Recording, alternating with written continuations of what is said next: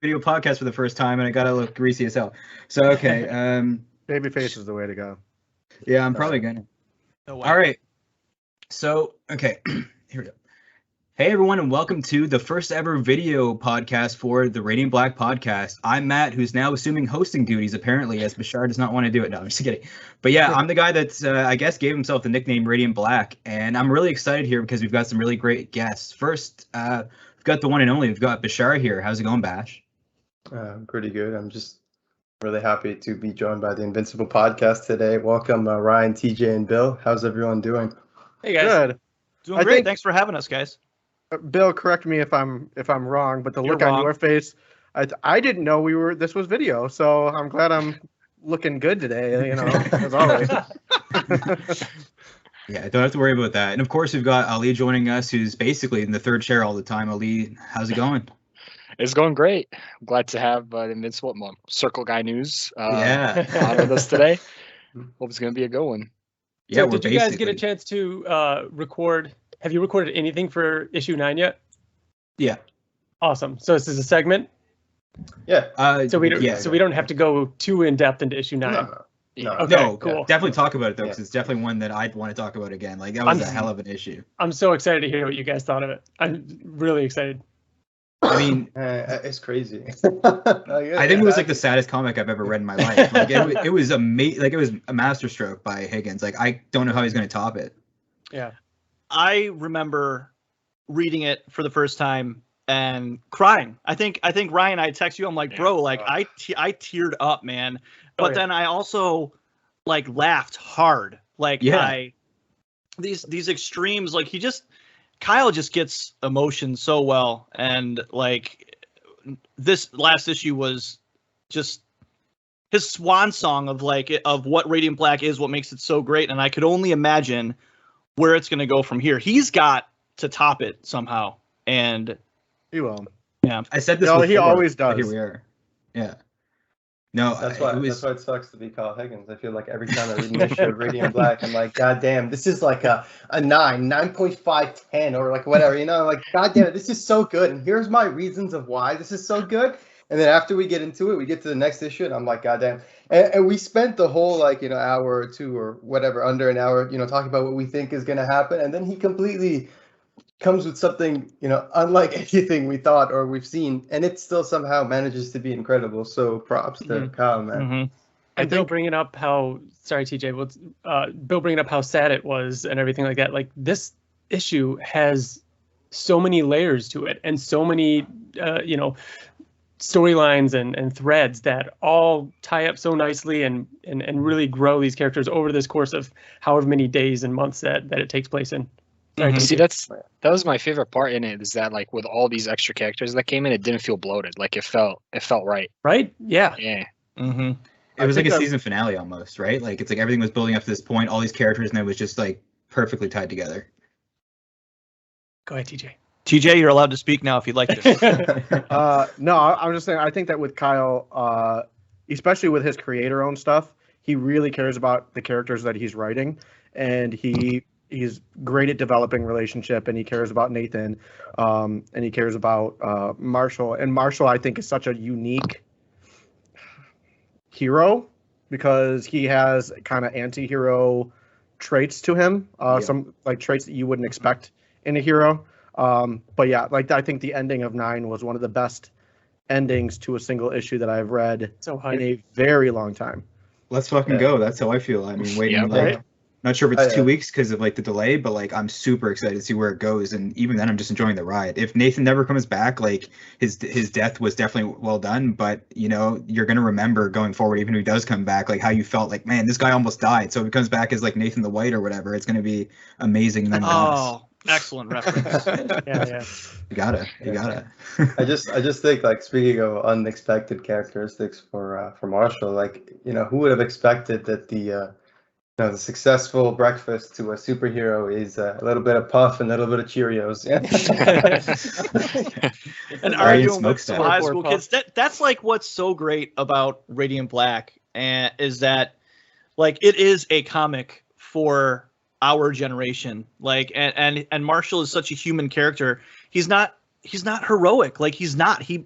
when he fucking made that car crash on the thruway, like what a stupid mistake. And like I just feel like Batman would never make that mistake. Spider-Man, like he's kind of like goofy in making mistake. Like Marshall makes real life fuck ups and mistakes, and he's trying his hardest, but he's not really a hero. And we talk about that a lot, like as Circle Guy News, you know. God, I love Marshall, and I love like the redefinition of what a hero can be in this generation. Yeah. Yeah. Speaking of this generation. Speaking of this generation, just the way that like he's weaved in social media now, just into the real world, right? Like, yeah, exactly. I mean, take it away, Circle Guy News. I mean, it's amazing how you guys, you know, you don't even know what's real anymore on Twitter. You know, these feuds and stuff like that. It's like it makes you feel like you're living in the Radiant Black world. It's amazing how immersive. I mean, it is. Apparently we are. The QR code worked, so there's got to be some real life How cool is continuity. that? I'm so glad that worked. That was Yeah. that was a lot of fun, like helping Kyle and, you know, this idea that he had to make all that kind of weave together has been really, really cool. What's really crazy, guys, is like Kyle thought of this. I remember him talking about this kind of stuff a year ago, like, and we had no idea what he was talking about. We're like, okay, yeah, like, and just like because he has all these like grandiose ideas, and just them coming to fruition as well, and it all of a sudden making sense to us. It's really great. Work out better than what you can picture in your mind. Yeah. See, that's what I'm excited for. I remember since one of the first few episodes we've done, I'm like wondering how big is this going to get, like, and for Kyle specifically, how much of this he has actually fleshed out and thought out on his own, you know? So I'm excited to see that come out. Did you all get boxes? Yes. Oh yeah. I'm here in Canada. I don't have loopholes like Bash, who's used to buying from the U.S. all the time. But like, I don't know. I might have to steal a bath bomb. We'll see. Which is something I never thought I would say until like this issue dropped. But here we are. Like it's wild times in 2021. Mm-hmm. Yeah. One question I had: what's left on the comic book bucket list for you guys? Right. I mean, you interviewed Kirkman. You're in a comic now. What's next? Like an Invincible Podcast comic just about your guys' adventures? Like it can't be topped, really.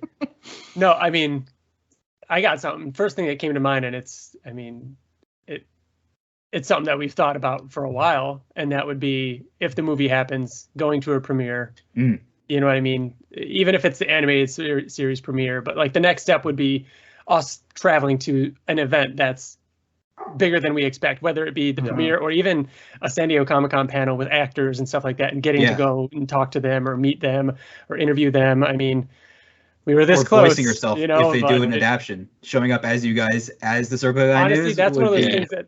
Oh yeah, with Radiant Black, yeah, that will hopefully happen. I mean, we joked about appearing as a voice in Invincible, and that's one of the things that, like, now that Invincible has, you know, been released, we've watched it a million times. It's almost one of those things where it's like I almost wouldn't want to be in it because it's like no, it's good. Like I don't want to mess it up. But yeah.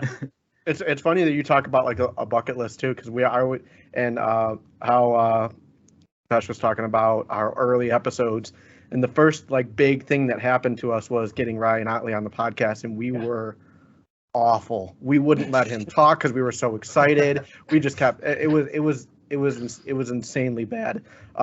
We always talk about getting a do-over, but yeah, and now being like good friends with Kyle, being in a comic book. We talked before we started recording about how we're like in Barnes and Noble, and how I was in Florida the other day and walked into a random Barnes and Noble and saw Circle Guy News, me, Bill, and Ryan in a comic book in another state, and Kyle kind of, I don't know, it's very cool to be good friends with Kyle, and that's kind of Kyle's personality too. Is like he's very interactive with his fans. No kidding. He's very involved really with the you guys know that Discord. Yeah, exactly. Discord. Yeah. Yeah, the shit that he was showing on Discord when like it first started, I was like, holy fuck, he's like, you know, he just wants to make the fans happy, and he wants to make it as interactive as humanly possible. But I mean, yeah, man, it's I don't feel like I'll ever stop being humbled. Like I still can't. Like you said, we had Kirkman on the podcast every time. I mean, now it's like it's a little less like nerve wracking when we talk to him. Exactly. because he knows like our quirks a little bit more. Thing. That's the weirdest thing is Kirkman knows who we are. I can't get over that. So that's up there with being in a comic book. Yeah, I mean the first time we talked to him was like, you know, we were little mice, you know what I mean? Like we didn't have a voice and but it never stops feeling, because when it comes down to it, we're fans and we're fucking excited about everything you guys are, and it's just that feeling never goes away. So I'm just we're fucking immortalized in a comic book no matter what. I mean, we're all immortalized on Facebook too. That's never going to go away. Like our photos are everywhere, but I don't know. You mean meta? It's meta now. It's a whole different thing. Not all the same. I don't even know who I am. What Bill am I right now? Like, am I real life Bill? Like, I don't even fucking know. And there's so many things to be excited about right now in the comic book world. Just there's so many great comics out there. Yeah, we really are. Oddly, right? Yeah. That's oh my gosh, that comes out I think this week, next week, next week, delayed. I think, but it's supposed to be this week. I think everything's out of with the delays, everything's crazy. But I think it's the 23rd, 24th. But I'm not 100% sure. This is why pull boxes are more important than ever, because now at this point it's like TJ literally this Wednesday, so 2 days ago as of this recording, I went in and got my pull box, and they had just got Oblivion Song. Wow. That's how long it took for them to get their copies of Oblivion Song in because of delays and everything. Is the paper shortage still a thing? Like, is it still? I think so. Very much. Man, they canceled all the Omnis coming out in 2021. They just pushed them to 2022. Really? That's crazy, man. What kind of world are we living in? Yeah, no second printings, third printings. No second printings. Maybe some money. That's why I shared like 5 photos of my pet on my Insta story just so they plant those trees, but like it didn't happen. It didn't happen for me. No. It's been an amazing year for comics and indies, but like it's so cool to see. Like, do you guys think that Radiant Black is going to team up with Invincible at some point? That they might pull the trigger on that? I think that if it were like 2005 or 2007. We would see something like that. I think Invincible is kind of huge. It's not just that it's big. It's just that it's done. Like Kirkman finished it. He sealed it up, and it's like this is its self-contained thing. If they dabble in it again, which we're thinking they might, whether they bring Corey Walker back or do something, it'll be its own standalone thing. Like Kirkman really likes having a completed story, whether it's Walking Dead or Invincible. It'd be like this is it. This is its thing. I don't know, man. The most I could see would be, a variant or just an appearance in something like, how Invincible used to appear in Savage Dragon. He's just in the background with a bunch of other Image heroes. You get like an Image special type thing, and you get a little cameo or something. But even that these days is, I think, a little less likely. I'll say though, especially in the world of comic books, never say never. Oh, I know. I mean, it appear in crossover for all we know. Like you said, like it doesn't have to be Invincible either. I mean, it could be like it could be any other character from the Invincible universe. Dinosaurus. Right? Here's that. It's leaving. Here's my call. If we do it, if we're doing the big crossover, right, coming up in February, and people are saying that we'll have Radiant Pink with the portals making that happen, would it not be the perfect way to do it, just to have like a bloody Omni-Man fist like go through or something like that, just like how you had the Doc Ock tentacles and the batarangs or whatever? Like that would be the perfect way to like do it without having to like commit. Dude, it would be Easter eggs. It would be just like that. It would be like the web coming through. You know what I mean? Yeah. Like, it'd be before it was an official thing. 100%. I think that's probably really like plausible and possible. I hope so. Anyways, it's with Invincible, like Kirkman likes to keep things in universe, like in his like that's why Wolfman, Invincible can go wherever within that like universe with Tech Jacket and stuff. But I fucking hope so, man. God, could you imagine Marshall, like his interaction with anyone from that universe? Oh my god. Are you guys reading Marshall and Firepower? Mark talking to each other, like, oh my god. That would be so cool. You guys Or reading like Firepower? Yes, I'm a handful of issues behind though. Same. So Yeah, good. the last good. couple months have been so busy for me that my reading stack behind is just huge. I'm so behind on so many things. Hopefully Kirkman isn't listening to this. We're behind. Really one of the only things I've actually been able to stay consistent on, oddly enough, because I've read it so many times, is Walking Dead Deluxe. And I don't know why, but maybe because they're bi-weekly that I can't stand the pile getting that high. But with those, it's just so easy to just take, and it's easy to digest because I've read it already. So it's more like just kind of putting on a show or something that you've watched. Yeah, exactly. Yeah. But I also am really, really into his commentary in the back. I don't know if you guys have checked it out or not yet, but him breaking down the process in the back. Again, this year has very much been kind of, getting to see behind the scenes for the comics for us.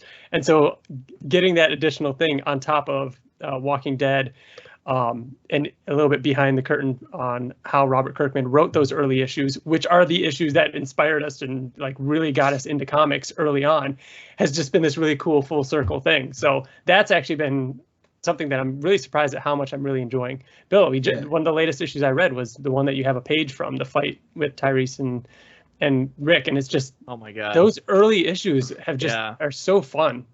The prison, like Woodbury when it was new, like if I could read something again for the first time, it would be that arc. Like it would be that like Walking Dead. I might have to let you borrow all these, Bill, because I would love to. It feels great. Yeah, I watched the show first, and then reading the comic, it's like a whole different world. There's so much more stuff that they can do, and there's so many different aspects to it. It's a really awesome read. Have you guys been digging Firepower though? Yeah, absolutely. Yeah. Oh my gosh! Oh, I can't wait to catch up. That's great. Very big. Have you especially guys last read a couple issues? Yeah, he's been teasing that they're big. So yeah, what was that, TJ? Have you guys read Kyle Higgins' run on Power Rangers? I haven't checked it out yet. So we'll say, like, Power Rangers is not, like, I liked Power Rangers when I was a kid. I think Ryan did. I think Bill did.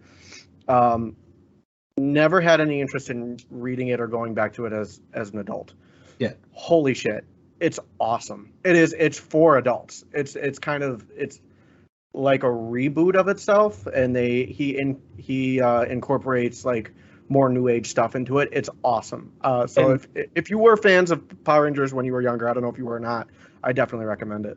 And he definitely gets into, especially towards the end of his run with Shattered Grid stuff. Shattered Grid, right? Yeah. Yeah.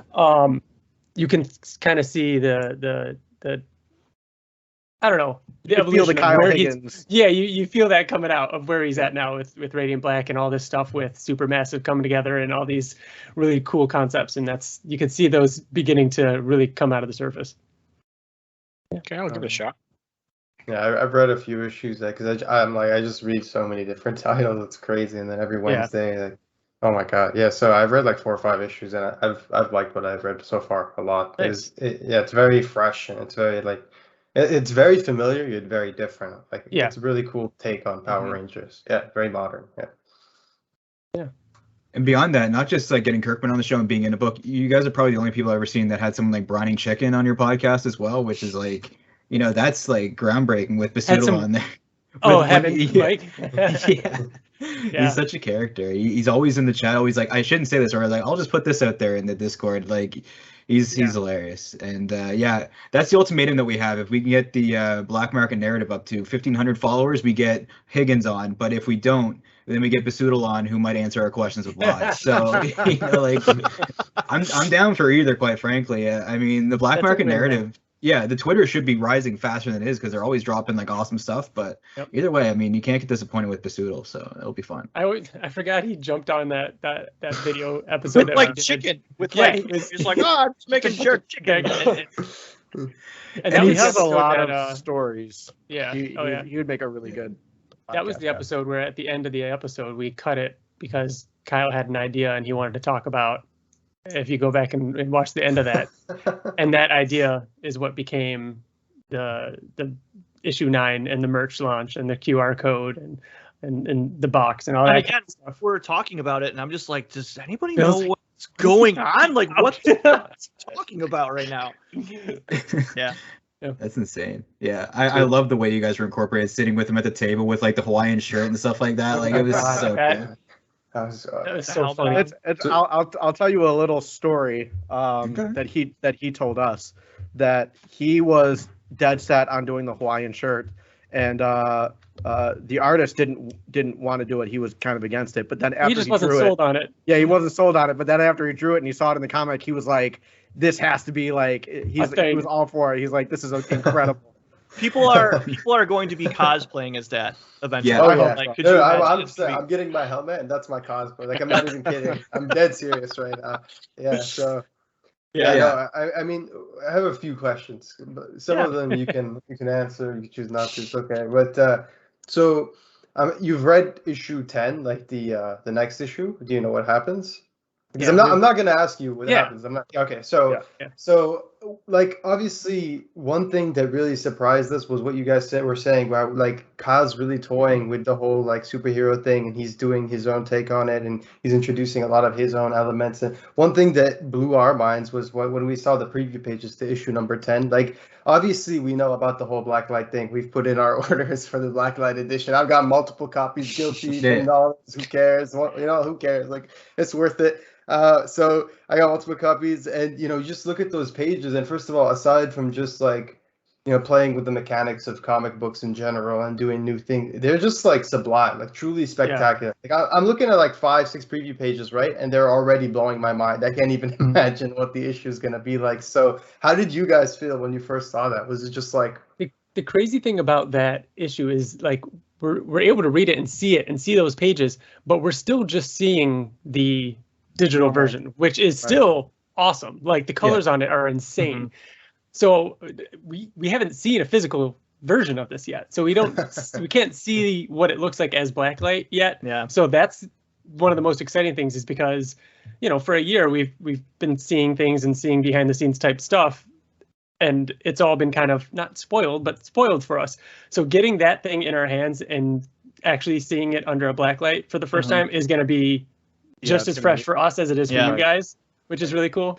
So I can't wait. It is. I just want to say for issue 10, with Radiant Black, we just talked about like every issue is better than the next. Fucking issue 10. I'm so excited for you guys to read it. It's so I can't hype it up enough. It's the definition of a mind fuck. Like, it really is. There are points where we didn't have physical copies, right? But like I had to like. It's just, guys, it's superb. And I told Kyle when we talked before, I love when sci-fi does this thing where it's like an alien. Like, remember when the robot was talking about existence the first time, that you like changes see everything. And it's talking in a way that you don't understand. You're like, what the fuck is it saying? But it slowly starts to make sense. And it starts correcting itself. Yeah, kind of. Because like good sci-fi drops you into the world, and then you just kind of figure it out, right? And it feels alien, like how it should be. It shouldn't feel like did a good job of that, though. Like, where it's like, I'm not going to explain how all this technology works. It's this. You're just there, and if you were dropped in this world, you wouldn't have it all explained to you. It would just You're experiencing it the same way that Marshall is. That Marshall is. It's awesome, and I love that kind of sci-fi. And it's just, this next issue is I loved it. It I don't know, 9 was really fucking good, but it might be my favorite. Every issue is like just it escalates. Maybe I'm on a high, but I will go as far as to say that I think 10 is my favorite so far. I'm excited for you guys to read it. For everybody to read. It'd be cool if you guys were in that one too, so you could show the kids and show the family, like, hey, look, here's me, and here's me in Blacklight. And stuff like that. Also, at this point, the fact that we're in. It's kind of messed up to say that issue 9 is my favorite issue of Radiant Black, because I'm in it throughout the whole thing. That's kind of a shitty thing to say. I can't blame you, though. I love that TJ's the one who asked if he could take them flying. He's just like, it's fine, man. Like, was that Kyle's idea, or was that one of you guys' idea? Yeah. Was that my idea? Anytime it was. So when we appeared in 5 and in 9, it's a conversation we write our own. We write ourselves. Like, we're helping Kyle find our voice of that conversation with. For the record, Kyle, he does a really great job of like capturing our voices. So there'll be like a general outline, and then we'll just kind of like add our little blurbs and stuff like that. But so if it's like, if I'm questioning him, I'd be like, well, I would say it more like this, just to get the cadence. And it's so funny because it sounds like us. I think it legitimately reads like us. Oh, yeah. And he knows you guys now. I mean, he's listened to a ton of your episodes and stuff like that, so you guys can kind of put on those touches. You guys know each other a little bit more than he knows you guys. But yeah, no, I think you did a good job capturing you guys in the comic for sure. Yeah, the way Bill talks, I'm like, it's just too good. Like, there's no way Kyle's writing that. Like, it's just that's just Bill. Like, there's no way. Like, everyone's themselves, but like it's like he knows Bill. You know what I mean? Like, because I've listened to a lot of episodes. Yeah. Which makes me feel. You made it your profile image, Bill, that is like my favorite image in like the entire comic. It's so funny because it's so you. Yeah. I guess I'm just that obvious. Like, it makes me feel kind of stupid. Like, am I like that? And I guess I am like that. So. In a good way, trust me. Yeah, like, totally. Yeah. I got it. It's humbling. I got it. Yeah. So I don't know if this is spoilery or not, but we've seen you guys feature in like a few issues now, to like 3 issues, right? So is it gonna be like a sporadic thing where it's not like a one-time thing? Like throughout the series, you'll show up a few times. Honestly, we don't know. Correct. We don't know. Yeah, I mean, at this, we really don't. And if I would have thought if it didn't happen, like awesome. Like we like you said, like the experience that we've already had being in issue 5 and being in issue 9, like I'll take it. Like that's incredible. Even 5 was enough, and then for that to kind of like, okay, so the natural evolution of that social media thing and that like content creator kind of covering a real life superhero as opposed to covering a comic book kind of thing, and that whole play, okay, I could see how that evolved into this thing where he needs someone to help him with PR, and now he's going to try and get the everybody to kind of understand him a bit more and his point of view, and kind of give them a peek behind it, and all the meta-ness of that, get me started. But that feels kind of like a logical conclusion to where all that went. So I could totally see this being the end of that. If it happens again, that'd be cool, but I really don't know. Or the beginning of a spinoff. There could be a spinoff, and I'll take that too. But short answer, yeah, we don't know yet. So. Yeah, I mean, you guys, it's not just a cameo, right? You're like an integral part of the story and influencing Marshall's actions and the way that he feels, right? Like, I know, like, it's not like, okay, here I mean, he was talking about giving you guys access, so I was like, he used the A word, buddy. I mean, like, we appear on 2 pages, but we're also talking, like TJ mentioned earlier, we're talking throughout the whole issue. Like, people are watching the show. It's crazy. Yeah. Awesome. There's Circle Guy News merch out there. Yeah. Exactly. Yeah. That's what Get your t-shirts. Hell yeah. I spent a lot of money on it. I bought every single thing there was to buy.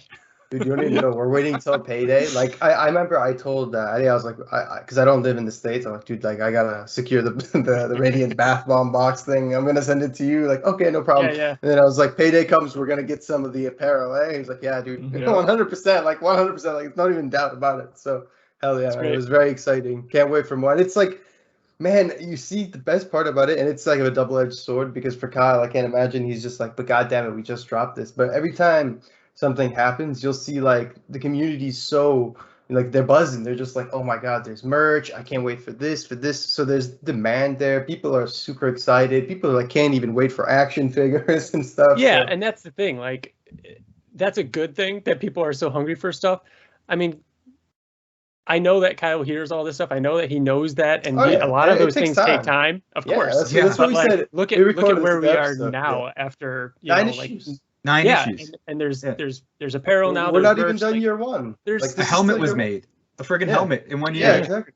Yeah, we got where was Invincible after 11 issues? Like, right. Nothing. It had no following. Struggling. Yeah, it was. It would get canceled in today's market. Like that, I actually think the reading would be too low to print. Yeah, I actually think 11 was the lowest print run. We know that the big surprise was supposed to be issue 25. Yeah, and the editors had Kirkman move it up because it wasn't going to withstand until 25. So I think it was struggling. Which is a shame. Imagine a world without Invincible. There'd be no Radiant Black, or it wouldn't be the same. Yeah. Sure. So yeah. So what about? Oh, do you have more questions? No. You go for it, man. Oh no, I was just gonna say, like, what have you guys, like, with creating the Radiant Black podcast? Like, what have you guys learned from episode 1 to episode 9, presumably. Like, what have you guys like thought overall about having your own podcast and the experience so far? I mean, this isn't my first rodeo, but I've learned that like it's really important to be with like a team of people that gel and work hard and both have the same vision, you know. And Bash and Ali, you know, we're all passionate about Radiant Black, and I think it comes out in the audio and stuff like that. And you learn that, you know, you get better every time. And if you're not learning, you're just staying stagnant. So I feel like, you know, we've learned editing and recording. We were kind of every time we try to like refine our techniques and figure out small little tips and stuff like that. Even before the show, we asked you guys what you edit on in GarageBand. I'm going to definitely look into that. So stuff like that. It's being open to trying new things and evolving. I mean, if nothing else, it's still fun, you know. Yeah, talking about stuff you love, what people you like. That's the best part for me. Yeah, man. Exactly, 100%. And that's totally that's what we said when we first started the Invincible podcast. I mean, it was a show that we wanted to exist and we wanted to listen to, so we made it ourselves because it's what we wanted, and we were having those conversations anyways, and we enjoyed those conversations so much that we just decided to make it public. I'm so smug about it because obviously I'm the optimist, right? I'm like, we're gonna be huge, like this is gonna be amazing. And TJ, before we started, he's like, we're probably gonna be the only ones that listen to this. Like no one's gonna care. No one's gonna listen to it. No, literally all three of us said. Bill always says this. This is his story, but literally all three of us was like, probably nothing's gonna come of it. But we're all just. We talked about it anyway, so we figured we might as well just start recording it. But we were all in the same mindset. And then when it started, we were like, yeah, nothing's going to come of it. All three of us. Yeah, nothing's going to come of it. And then when it took off, Bill was like, wow, TJ, you thought nothing was going to come of it. Like, such a Bill thing to say, right? Yeah, it is. At least I'm consistent. Realistically, I think you and Marsha would get along. Bill and Marsha would be like either hating, like they'd probably butt heads. They definitely butt heads. So I was just going to say it's I don't know if we'd like each other or hate each other, but right now I like them. Yeah. I mean, for me, it was a little bit of both of the. I do really enjoy talking about this stuff a lot. I love comics. I've been reading comics for such a long time, and part of that was to more like share my hobby with my friends. My friends, both of them, they didn't read Invincible before the show started, and I didn't read Invincible, like I said before, until recently, like last year. So I've been collecting all the issues. It's been horrible. It's the worst experience ever. Like especially after the show came out, watching all the prices. It's not fun. Oh no, and I'm like, I have 5 issues left to finish the whole thing. Oh my god. Yeah. You haven't finished Invincible? No, I mean like the collection. Buy every single. Okay. If it makes you feel better, you got more than me.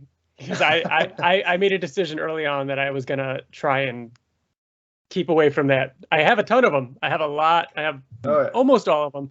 But there was a point in which it was like, if I go down this road, I'm going to need every variant, and I know what that looks like, and it is not pretty. And I know a lot of people in the Invincible community that have committed to that, and it is rough right now. Man, I see that Darwin Cook variant, that fucking Darwin Cook variant, man. That one sells for so much all the time, whether there's attention on it or not. It's not even that one. It's the black and white other returns. That one's impossible to find. I can't even find the Eric Larson Invincible Returns. It pops up and goes like all the time. Like it sells fast, and I'm just like, it's madness. It's madness. That's the great thing about. Go ahead, Ryan. No, I was just saying I've got a lot of the ones that I like and I want, and there's always going to be those ones out there, but there's ones that have been released within the last couple years, and I know I'll never own. Look at TJ, man, just sitting there with his just on his throne. It's like Scrooge McDuck, dude. Sitting on his pile of gold. Man, where did you get that piece behind you, the colored one with all the characters? Where was that sold? Oh, this was sold. This was when Reboot came out and was being advertised. Ryan Otley had these posters. He was selling them at cons, and I think it was Toronto. I think it was Toronto, and I got it signed by him. Yeah, he was selling it in his store. He had his own merch store before the store that he currently has, and he was selling them from there too. But it was limited, and I got it and framed it, and I love it. So nice, amazing, man. Amazing collection. Issues are one thing, but when it comes to other merch and stuff like that for Invincible, that's something that's one thing that we have a lot of. I was just happy to get that badass. I think you guys all mentioned that you got that Battle Beast variant during the Skybound Expo. That was That's cool. I love Attack Peter. His stuff's great. But yeah, so, I mean, I can't. Bash. Going to the comic shop with Bash, it's like you have the key maker there. He knows everything. He like basically like I swear he probably spends more time than anybody in Nova Scotia in comic shops. But like you had this cover. It's what issue was it? The Battle Beast one with him on the cover with the green background. It was the green one. It was like 115, I think. It's like one of the only. There's only like 2 Battle Beast covers in the whole thing. It's the Attack Peter and him on the green one, right, where he's like. Yeah. So I found it for like $5, and I can't remember. I hid it somewhere because he was like I don't know why we didn't get it at the time. Like it was so stupid in hindsight, but we put it somewhere else to like save it for next time. And then we went there, and the guy was like, "Oh, I cleaned all the bins." Oh, like, that used to be so exciting, and it's something that is probably never going to happen again. But bin hunting for back issues of Invincible would do it, man. When you would go out of town or something. Oh, and you guys have probably heard this twice, but literally in Lockport, Illinois, where Radiant Black takes place, I found an issue 3 of Invincible. Like, wow, it's so cool. Like that will never happen these days. You know, like it's gone. That's crazy. No, it's American Picker stuff. I found most of my back issues of The Walking Dead, like all first printings and like bin hunting. We'd go to this comic book. I go like once a week, and I would go and find another one and like go those comics. I mean, come on, like it's all Woodbury, Michonne's Return, like that shit that I was just finding in these boxes. Like it wasn't the big deal. That's also a plus to get into a comic before it becomes big, is because Bill, when you were doing all that searching, Walking Dead wasn't The Walking Dead yet, and we were. It's a lot easier to find, and I mean Invincible now that before last year it was the same thing. So now it's going to be, like Ryan said, impossible. Like those days are over probably. What another smug feeling is like. I remember shaking people like, read The Walking Dead, like this thing's gonna change. It's gonna change the world. And then the show's announced, and I cried. I fucking cried at a restaurant when the show got announced, and I'm like, this is real life. And then the same thing happened with Invincible. And how many times we get people to like read Invincible, and then like you guys know the stories, moms, dads, sisters, like they're like, oh yeah, cool Invincible shirt. I'm like, bro, please. Come on. I just tweeted about it, like casually watching things and listening to things about Eternals yesterday. People just name drop Red Rush, like on a Reddit thread. They'll just be like, "Oh yeah, if it's not like Red Rush, blah blah blah blah," and it's like people are name dropping this character Red Rush. Is in 2-3 issues of Invincible. That is not even like this is the world we live in. It's so cool.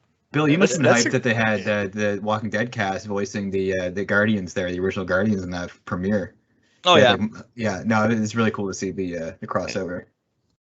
Yeah, I stopped watching the show after, spoiler alert for everybody. No, way before that. After Andrea died, I was like, I'm done, and I voiced my not disdain for it, but I'm sure TJ, you said it got much better, right? Didn't Andrea die at the end of the first season? 3. No, she died. Was it 3? Yeah, season 3 or I don't remember. It was after Woodbury. I did. So I watched it up until Negan, and I stopped for years. And then last year, during COVID, I binged and caught up. So I'm caught up, but only up until the newest season that just dropped on Netflix. So I guess I'm one season behind plus this current season. So I will catch up. I got to see how it ends. It's worth catching up just for there's a part where like Eugene, to escape the saviors, he like throws up on Rosita. Like that's his attempt to escape. I saw that part. I saw that part. I want an action figure of that or something like that. And they foreshadow it with like mac and cheese, like puke-based storytelling. It's in Radiant Black. Like that is, I don't know. It just stands out to me. It's stupid as hell, but that's what you remember. It works. Like it's 100% of the time it works. I mean, especially after reading the comics, it's tough to kind of get out of that mindset when watching the show. But I told the guys that I thought season 9 was worth catching up on. I thought all the other seasons still wasn't like they're right there for me, but I thought season 9 was incredible. Mm-hmm. Hopefully we can get back to that. But yeah, I mean, Bill, it's Walking Dead. You just binge through it, see how it ends. You can say you've seen it all. You have the tattoo on your side. I know. Gotta see it. That's crazy.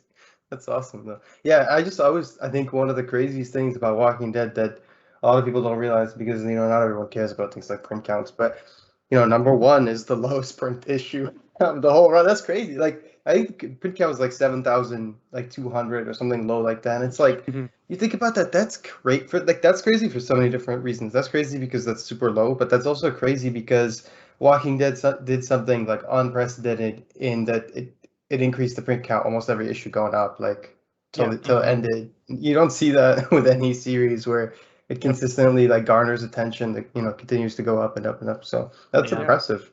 Yeah. Yep. Yeah, Kirkman, I watched him on The Talking Dead a lot. Like he's like before I even read The Walking Dead or was even like heavily in the comics, and he's just such like he's so laid back. He's such an everyman. He's just there trolling too. He just like Hollywood Bobby Kirks, man. That's right, Bobby Kirks. That was a great couple weeks on Twitter, but he'll always be Hollywood Bobby Kirks to me. After that, it's so good. But yeah, so Eddie, you have anything you want to say? No, I was just gonna say, how Bill was shaking people telling him to read The Walking Dead. That's what Bash did to me with Invincible. Yeah, and Firepower. Honestly, and Firepower too. Yeah, we talked about like doing a Firepower podcast. We were like, the only reason we have it, and like no joke, is because there's so many names in the story, and they're so hard to remember. They're like some of them are really hard to remember. Have you listened to Oblivion Song podcast? Holy shit, good call. We've been doing it since the beginning, and I still need like a cheat sheet. It's insane. Yeah. It's Bridget, Duncan, DeCool. I mean, telling the Gozen apart must be oh my god, yes, that's all tough. of them. Oh my gosh, it's insane. It helps to have a podcast.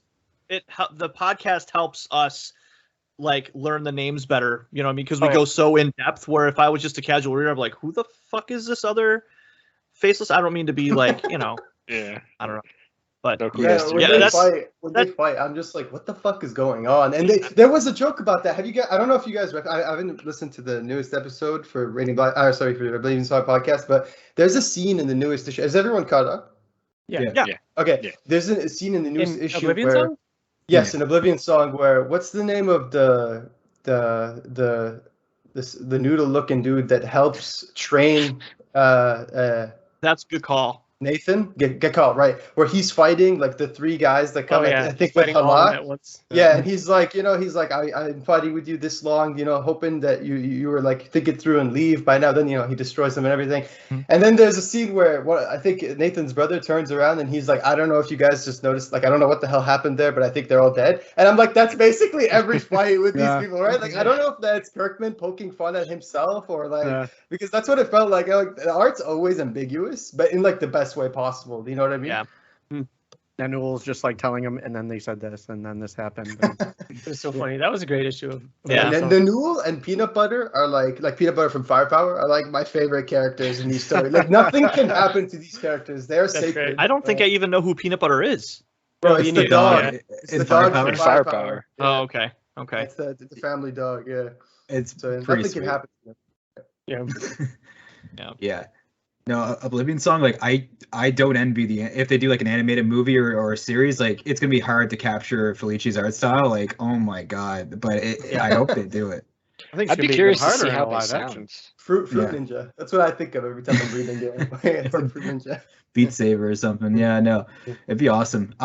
What do you guys think the format of like the Gyllenhaal movie is gonna be? Are they just gonna do like the first 6 issues or so, or what? I think probably. I mean, it was mentioned that they do want it to be a trilogy. So if that's the case, then I would imagine probably the first 6 issues, but there's going to be there has to be more Faceless Men. No, I say it's going to be broken up. 3 movies, 3 hardcovers. I don't think it's going to be 3 movies. I don't think. I think there's the story can be summed up and be super tight in 2 movies. I like all you need is one long time jump. That's it. I agree with you, Bill, but they said they want it to be a trilogy. Well, saying but it and doing it. No, I know. I agree. Yeah. I think they could do it in one really sick movie, honestly. I think so too. I think so too, but 2 movies would be sweet. I think that's the sweet spot for me. Like Dune, do part 1, get us invested, and then part 2. Oh yeah. Yeah. Dune is so good. I just gotta watch it again, maybe. Yeah. So anyway, we've got one last question for you guys. We don't want to keep you guys too long. I know you're busy, but thank you, of course, again for joining us. We really appreciate this. This is amazing for me, I know personally, and for everyone else, because we really enjoy your podcast, and it's always amazing to talk comic books with other Invincible fans, but with also people who are not only fans of Radiant Black but part of it. Yeah. So the last question is, moving forward, now that you're caught up on Radiant Black, and like as you've told us earlier, you don't know what happens next. What are you each of you, what are you most excited about in terms of Radiant Black moving forward? I'll go first, since Ryan always goes first and steals my ideas. I'm really excited for it to lean really heavily into existence and like where the Radiants came from, and just far away from Earth. And we saw a little tidbit of stuff happening out there, right, when they were teleporting around. That's where I want to live. I cannot wait to just be off planet and see where he can take it off world. I'm looking forward to the more villainous aspect of what's to come, just to see more villains, different types of villains. I think 001 is amazing. I love his character. Just to see more of him. Yeah. Both very good answers. Try to come up with something new now, Ryan. Go ahead. I want to see more pink and yellow, honestly. Like, I think that they're awesome characters.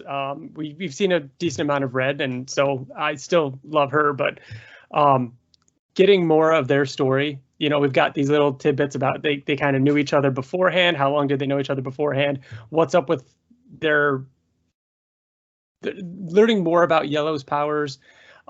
We've also seen Cape mode and Red kind of go into like Hulkbuster-y kind of mode. Does Yellow and Pink have a mode? You know what I mean? Like like those kind of things, and also playing off their dynamic as working as a team, I think is something I'm really looking forward to. Mm-hmm. Yeah, and funny you should bring that up, because we were looking at the recent solicits for Radiant Black, and Radiant Black number 12 was announced late last month and in October, and we've seen this format that Kyle Higgins has where he does 5 issues, and then the 6th one in the arc is usually like an origin issue focusing on a different character. Interesting too. Yeah, and we've seen that moving forward, it seems like this is going to happen again, because issue 12 is going to be the origin of Radiant Pink. And looking at the 125 variant, it has done by Jou. It's like a G-O-U-X. So I'm sorry if I mispronounced that. But beautiful variant. And it seems like it's like a Twitch streamer / YouTube streamer pose where she's got the alert, subscribe, and everything. And one thing, I don't, maybe I'm just getting ahead of myself, but looking at you guys, you might not be Twitch, like conventional Twitch streamers, but you are like you're streamers in a sense. You're YouTubers content creator. Yeah, content creators. There you go. So here you go. Yeah, perfect. yeah. So you're Definitely content creators. Yeah. So hopefully Kyle taps into that, and he'll have the real life perspective, right? He'll be like, here I go. Not only are these guys like Circle Guy News, but they have this like first world perspective of what this is like that I could like tap into. So it'd be interesting to see if that happens. From what I know, and from what I'm pretty sure is public, he is going to. And like I said, I'm pretty sure it's public, so I'm not going to say anything. Yeah, just in case, I know it's. I know he's doing it. I know, like, because I'm personally thinking this is based on Strawberry, right? Like the whole character is based on his friend, like Jessica or Megan. Sorry, Megan. Heavily influenced for sure at the very heavily. At least, she's got pink highlights there. She's radiant pink, like right. Yeah, so it'll be interesting to see how that plays out moving forward. But so he obviously knows a someone who is a Twitch streamer. So right. And she's co-writing it, so that's definitely the thing that I wasn't sure was. Yeah. Public. So absolutely, there is definitely going to be some background in that. So it'd be so funny if we saw like in the future like Circle Guy News like featuring their first Radiant member, and it's Radiant Pink, an official like streamer. That's cool. And one of the variants has her like posing for like a selfie with the phone, so you never know. Yeah. All right. So I'm excited to hear your full episode, guys. I always do enjoy listening to the episode, like we said at the beginning, or I don't know if this was before we started recording. Like that's why we started Invincible, and I love listening to people deep dive into these things page by page. It's what we've been doing, and obviously a book that we care a lot about. It's fun to hear you guys chat about it, so I'm excited. Yeah, thanks. Do you guys want to pitch your links? Where can we find you guys on Twitter, and where can we listen to Oblivion Song Podcast and the Invincible Podcast? TJ, you want to take it? I mean, you said it. The Oblivion Song Podcast on Twitter at Oblivion Podcast. Email us at theoblivionsongpodcast@gmail.com. Only 2 issues left. That's right. Catch up on that show. It's a really good show. The last episode we recorded was, I thought, a really, really fun episode. We had a great time talking about that issue. And then all things Invincible at theinvinciblepodcast.com. You can find all the latest episodes, and it's over on YouTube. And, the website will have all those links and everything, and as well as just search the Invincible Podcast on Twitter. Awesome. So, yeah. Well, thank you guys so much. Thank you guys today. Yeah, thanks we know for you guys having are us. busy, so we really appreciate it. Thanks. Of course. No problem. Thanks.